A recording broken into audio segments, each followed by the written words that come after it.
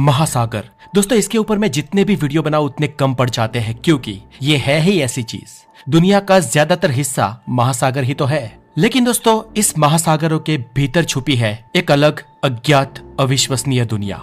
और इतिहासकार, गोताखोर, वैज्ञानिक और एडवेंचरस लोगों ने खोजी इस दुनिया को हमारे देखने भर से हमारा दिमाग चकरा जाता है। तो चले दोस्तों, आज के इस वीडियो में हम समुद्र की ऐसी गहराइयों में, ऐसी दुनिया में आपको ले चलते हैं जिसके ऊपर विश्वास करना आपके लिए चैलेंजिंग होगा।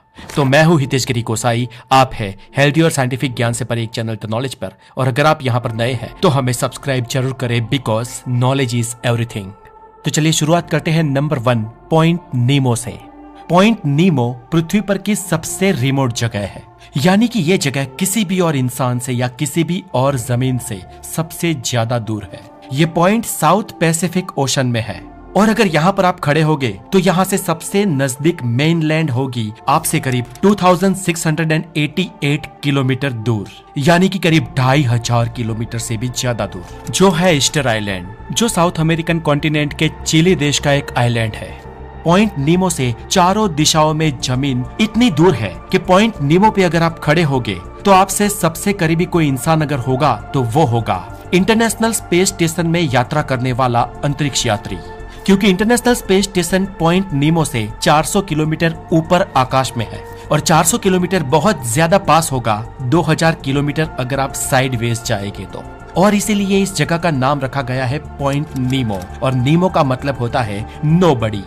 अब दोस्तों दुनिया के इन बड़े समुद्रों के बीच हमें जो भी बीहड़ इलाके मिले, वहाँ पर भले इंसानी बस्ती मौजूद हो या ना हो, लेकिन समुद्री कीचड़्स तो मिल ही जाते हैं। लेकिन इस पॉइंट नीमो की खास बात यह है कि इसके आसपास समुद्र में भी हमें किसी भी टाइप के जीव भी देखने को नहीं मिलते। जी हाँ, पॉइंट नीमो के आसपास पूरे ओशन में आपको मछली या कोई भी समुद्री जीव भी देखने को नहीं मिलेंगे, क्योंकि पॉइंट नीमो से शुरू करके बड़ा सा एक रोटेटिंग करंट इसके आसपास घूमता है, जिस वजह से यहाँ पर मछलियों के लिए भी कुछ खास खाना है नहीं, जिस वजह से यहाँ पर मछलियाँ भी नहीं पनपती है। अब दोस्तों ये जगह क्योंकि किसी भी इंसानी बस्ती से इतनी दूर है, इसलिए वैज्ञानिक इसका उपयोग करते हैं रिटायर्ड हो चुके सैटेलाइट्स को गिराने के लिए। स्पेस से खराब सैटेलाइट्स जो हो जाती है उसे पृथ्वी पर वापस लाने के लिए इसी जगह पर गिराया जाता है। इनफैक्ट इंटरनेशनल स्पेस स्टेशन जब रिटायर्ड हो जाएगा तब उसे भी यहीं पर लाकर गिराया जाएगा। और पॉइंट नीमो आइसलैंड जिस समुद्र में स्थित है उसके आसपास का पानी 13,000 फीट डीप तक है। इस पॉइंट नीमो को पहली बार साल 1992 में खोजा गया था। हालांकि इतने बड़े पैसिफिक ओशन के बीच इस पॉइंट नीमो को खोजना ऐसा ही है जैसे हम समुद्र में गोताखोरी करते वक्त किसी स्पेसिफिक रेयर जाति की मछली को ढूंढ ले। जी, पॉइंट नीमो वैसे भी बहुत ही छोटी जगह है और इतनी वीराने में भी, इसलिए पैसिफिक ओशन में इसे ढूंढना एक बड़ी बात थी। Number 2, Sentinel Island. ये है समुद्र के बीच वर्ल्ड का सबसे डेंजरस आइलैंड, जिसकी जमीन पर कोई पहला कदम रखे उससे पहले ही उसकी मृत्यु होना लगभग निश्चित है। और ये खतरा यहाँ के जंगली जीव या जहरीली हवा के कारण नहीं है, बल्कि यहाँ पर रहने वाले इंसानों से है, जिन्हें इंडिजिनस लोग यानी कि सेंटिनेलीज कहा जाता है। और ये लोग इस आइलैंड पर हजारों सालों से यानी कि एंशिएंट टाइम से रह रहे हैं और ये किसी भी आउटसाइडर को वेलकम नहीं करते हैं। उनके लिए बहुत ही ज्यादा एग्रेसिव रहते हैं और वहाँ पर कोई भी पहुंचे उसे खत्म कर देते हैं, चाहे कोई हेलीकॉप्टर ही वहाँ उतरने की कोशिश क्यों ना करे। इस नॉर्थ सेंटिनल आइलैंड का विस्तार न्यूयॉर्क के मैनहट्टन शहर जितना है और ये आइलैंड इंडियन ओशन में मौजूद है। इतना ही नहीं, ये आइलैंड भारत का हिस्सा है। जी हाँ, ये भारत ही है। लेकिन ताज्जुब की बात यह है कि यहाँ रहने वाले आदिवासियों ने शायद ही इंडिया का या वर्ल्ड का नाम सुना होगा। जी हाँ, ये जिस देश में रहते हैं उसके बारे में ही नहीं जानते हैं, क्योंकि ये देश और दुनिया से कट ऑफ है, जबकि ये अपने पड़ोसी पॉपुलेटेड आइलैंड से सिर्फ करीब 30 किलोमीटर की दूरी पर स्थित है। इन आदिवासियों को मेन स्ट्रीम में लाने के लिए और इनसे कांटेक्ट करने के लिए बहुत सारे एफर्ट हमने किए, लेकिन वो सारे एफर्ट्स फेल हो गए। वैसे यहाँ पर इंडियन मिलिट्री ने 3 मील का पेट्रोलिंग जोन स्थापित किया है, लेकिन अगर इस आइलैंड के करीब कोई भी भटकता हुआ मिल जाए तो सीधा उनका स्वागत भयंकर तीर और भालों से किया जाता है। यह आदिवासी तीर और भाले चलाने में एक्सपर्ट है। यह आइलैंड ऑलमोस्ट जंगल एरिया होने के कारण यहाँ की एग्जैक्ट पॉपुलेशन काउंट करना इम्पॉसिबल है, क्योंकि हमारी सरकार या सरकार का कोई भी इंसान या कोई भी व्यक्ति यहाँ तक पहुँच नहीं पाता है।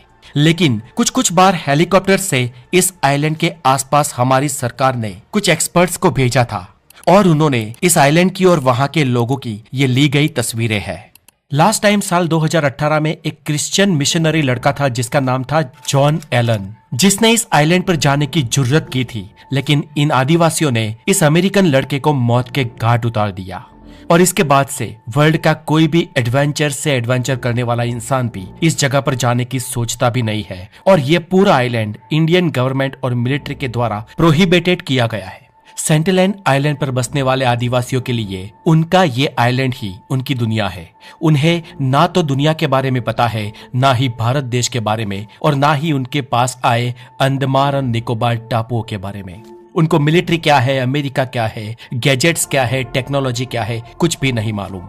ये लोग मानो जैसे 2-3 हजार साल पहले इंसान रहते थे, बस वैसे ही वहां रह रहे हैं। इसे आइलैंड पर अपना धान उगाते हैं, मच्छी पकड़ते हैं, खाते हैं और अपना जीवन निर्वाह करते हैं, और आज भी सदियों पुरानी लाइफस्टाइल अपनाए हुए हैं।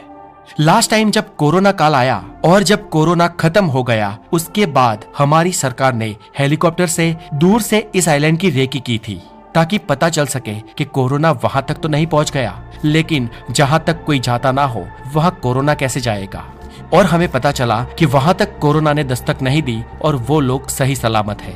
हालांकि अगर कोरोना ने वहां पर दस्तक दे दी होती तो शायद सभी आदिवासी मर जाते, क्योंकि वो लोग दुनिया से सदियों से इतने विलुप्त है कि वहां पर कोई भी वायरस या बैक्टीरिया नहीं जा पाया है। इसलिए इन आदिवासियों को अगर आम सर्दी जुकाम भी हो जाए तो भी उनकी मृत्यु हो सकती है, क्योंकि उस लेवल की रोग प्रतिकारक शक्ति उनमें डेवलप ही नहीं हो पाई है।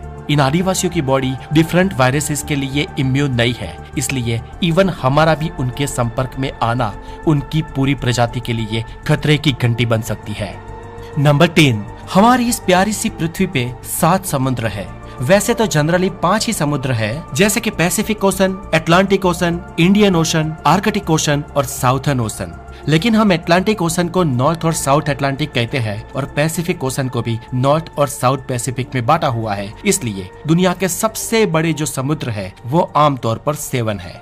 इसीलिए हमारे यहाँ 7 समंदर पार जैसे गीत बनते हैं। हालांकि दोस्तों ये 7 या 5 जो भी कहो, वो दरअसल इंसानों द्वारा दिए गए नाम है। हकीकत में देखा जाए तो पृथ्वी पर सारे ओशन एक दूसरे से कनेक्टेड है। जी हाँ, सभी ओशन का पानी एक दूसरे से कनेक्टेड है और एक्चुअली जियोग्राफिकली तो भगवान ने हमें एक ही ओशन पृथ्वी पर दिया है। लेकिन इंटरेस्टिंगली इसके बावजूद भी कुछ जगह ऐसी है जहां पर समुद्र एक दूसरे से नहीं मिलते, जैसे कि गल्फ ऑफ अलास्का में अटलांटिक और पैसिफिक ओशन कभी भी आपस में मिक्स नहीं होते हैं। अक्सर कुछ जगहों पर इनके बीच में अलग अलग कलर्स देखने को मिलते हैं जो 2 समुद्र को अलग करते हैं, मानो के इन समुद्रों के पानी के बीच में कोई इनविजिबल वॉल हो। जैसे कि गल्फ ऑफ अलास्का में एक तरफ से ग्लेशियर का बहुत ही लाइट वाटर आता है और उसके दूसरी तरफ इम्प्योर्ड और मेल्टेड वाटर उससे मिलता है जो उससे गर्म है। इसलिए ये दोनों पानी एक दूसरे से मिल नहीं पाते हैं, जिस वजह से इन दोनों ओशन के पानी में एक सेपरेशन क्रिएट हो जाता है और इसे वाटर स्ट्रेटिफिकेशन कहा जाता है। और दोस्तों ये दोनों ओशन के बीच का ये जो बॉर्डर है वो चेंज भी होते रहता है, ये कोई स्टैटिक बॉर्डर नहीं है। इसलिए कुछ जगहों पर पानी मिल जाता है तो कुछ जगहों पर उसके बीच में ये जो कुदरती लकीर है ऐसी लाइन तली रहती है। नंबर 4, सोमालिया देश से करीब 250 किलोमीटर दूर इंडियन ओशन में एक आइलैंड है जिसका नाम है सोकोट्रा। और ये आइलैंड हमें किसी साइंस फिक्शन मूवी के एलियन आइलैंड की याद दिलाता है, क्योंकि ये आइलैंड यहाँ की बनावट और यहाँ पर पैदा होने वाली स्पीसीज बाकी दुनिया से अलग थलग है। यहाँ पर पाए जाने वाले पेड़ और पौधों की स्पीसीज ऐसी है जैसी दुनिया में और कहीं पर भी नहीं पाए जाते। अब दोस्तों इस ट्री को ही देख लो, इसे रेयर ड्रैगन ब्लड ट्री कहा जाता है। ये ट्री जो यहाँ पर पाई जाती है इसकी बनावट देखे, ऐसी ट्री ऐसा स्ट्रक्चर दुनिया में और कहीं नहीं पाया गया है। और इसके अलावा भी दोस्तों क्यूकम्बर ट्री और प्रोमोग्रेनेट प्लांट की ऐसी प्रजातियां यहाँ पाई जाती है जो दुनिया में और कहीं पर भी नहीं है। और सिर्फ प्लांट ही नहीं, इनके अलावा भी 90% रेप्टाइल स्पीसीज जो यहाँ पर पाई जाती है और कहीं पर भी नहीं मिलती। अब दोस्तों इसके पीछे की वजह वैज्ञानिकों ने ये बताई है कि ये दुनिया का one of the most isolated island है और यहाँ पर जो लोग रहते हैं उन्हें बेडुअन लोग कहा जाता है और उनकी पॉपुलेशन यहाँ पर करीब 40,000 है। ऑब्वियसली ये लोग कहीं अफ्रीका से यहाँ पर आके बसे थे, लेकिन ये सदियों पहले यहाँ पर आकर बसे थे। और ये लोग जो भाषा बोलते हैं उसे नॉन रिटन सोकोट्री लैंग्वेज कहते हैं, जिसे सिर्फ बोला जाता है, लिखा नहीं जा सकता। नंबर 5 दोस्तों, हमारे इंडिया के नीचे साउथ में जब हम हिंद महासागर में पहुंचेंगे तो उसके बीचों बीच एक विशालकाय हॉल है जिसे ग्रेविटी हॉल भी कहा जाता है और इसे इंडियन ओशन जियोइड लो के नाम से भी जाना जाता है। अब हिंद महासागर के बीचों बीच इस जगह पर यहाँ पर जो ग्रेविटी है वो पृथ्वी की आम ग्रेविटी से कम है और समुद्र के बीचों बीच ही पानी के अंदर यहाँ के पानी का लेवल 106 मीटर तक नीचे है, यानी कि एक खड्डे की तरह अंदर धंसा हुआ है। मानो के हिंद महासागर के बीचों बीच एक पानी के बीच एक पानी का ही गड्ढा ना हो। वैज्ञानिकों का मानना है कि ये करीब 2 करोड़ साल पहले बना होगा। हिंद महासागर के अंदर पृथ्वी के मेंटर में मास कम होने के कारण माना जाता है कि ये गड्ढा बना है। अब दोस्तों, ये होल ऐसा नहीं है कि मानो कोई जहाज जा रहा हो और उसमें गिर जाएगा, क्योंकि ये बहुत ही विशाल है और कोई जहाज अगर हिंद महासागर के बीचों बीच से जा रहा है तो वो इस होल के भीतर धीरे धीरे आएगा और धीरे धीरे उसके सेंटर से होकर दूसरे छोर से बाहर भी चला जाएगा और उस जहाज को पता भी नहीं चलेगा। इसका लेवल इतना कम अगर छोटी सी जगह में होता तो हमें महसूस होता, लेकिन हिंद महासागर के बीच क्रिएट हुआ ये गड्ढा करीब 3 मिलियन स्क्वायर किलोमीटर बड़ा है, इसलिए इसके बीच से गुजरने वाले जहाजों को ये होल महसूस नहीं होता है। Number 6 the great blue hole. दोस्तों, आपको जानकर ये ताज्जुब होगा कि हमारी पृथ्वी में एक समुद्र के बीचों बीच एक बहुत ही बड़ा ब्लू होल भी मौजूद है। ये एक massive under water sink hole है और ये एक सेंट्रल अमेरिका की कंट्री बिलीज से 43 माइल दूर समुद्र में मौजूद है। ये एक यूनेस्को वर्ल्ड हेरिटेज साइट में शामिल है।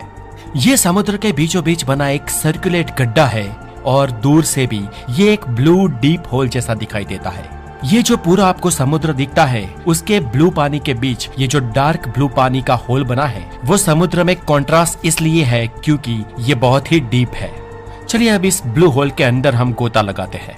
तो दोस्तों, जैसे ही हम इसके अंदर जाएंगे हमें पूरी एक केव सिस्टम दिखाई देगी। जी हाँ, इस पानी के अंदर भीतर जाने पर लाइमस्टोन की गुफाएं बनी हुई है और ये गड्ढा बहुत सारी मछलियां और समुद्री जीवों का घर है। गोता लगाने के बाद यहाँ पर आपको कई रेयरेस्ट समुद्री जीव भी देखने को मिलेगी, लेकिन जो सबसे इंटरेस्टिंग देखने को मिलेगा वो है यहाँ की अंदरूनी केव सिस्टम जो भूल भुलैया जैसी है। Number 7 Grenada's under water sculptures. Grenada एक छोटा सा कैरेबियन द्वीप है जो खूबसूरत समुद्री द्वीप और हरे भरे जंगलों के लिए जाना जाता है, लेकिन पिछले कुछ सालों में ये जगह किसी और एक चीज के लिए भी विश्व में सुर्खियां बटोर रहा है और वो है उसके समुद्र के भीतर बने ये स्कल्पचर्स। इस स्कल्पचर को समुद्री जीवन को बढ़ावा देने के लिए और पर्यटकों के लिए बनाया गया था। इसे पानी में जेसन डिक्लेरस टेलर ने बनाया था, लेकिन दोस्तों उसने बनाए ये पुतले बहुत ही डरावने लगते हैं। इन मूर्तियों में 26 लोग दिख रहे हैं जो आपस में हाथ पकड़े हुए हैं और दोस्तों इससे भी डरावनी है 18 ऐसी मूर्तियां जो इनके बीच में बैठी है और इनमें से कई मूर्तियों को देखकर तो ये लगता है कहीं ये जिंदा तो नहीं है और इन्हें देखकर इस बात का अंदाजा लगाया जा सकता है कि जब दुनिया में इंसान नहीं रहेंगे तो दुनिया कैसी दिखेगी। हालांकि दोस्तों इस धरती पर इस दुनिया में अगर इंसान ना हो, मतलब कि एक भी इंसान मौजूद ना हो, तो दुनिया कैसी हो सकती है। उस परिस्थिति में क्या हो सकता है इस पृथ्वी पर या इस पृथ्वी का या अन्य जीवों का, इसके ऊपर मैंने पूरी एक डॉक्यूमेंट्री ऑलरेडी बनाई हुई है। अगर आप उसे देखना चाहते हैं तो इस वीडियो के डिस्क्रिप्शन में जाएं, वहां पर आपको लिंक मिलेगी और उस पर जाकर आप देखें कि अगर इस पृथ्वी पर आज अभी इसी वक्त इंसान खत्म हो जाते हैं तो ये पृथ्वी इंसानों के बिना कैसी हो सकती है। And stay connected with the knowledge. अपना बहुत सारा ध्यान रखें, फिर मिलेंगे। Have a wonderful day, take care.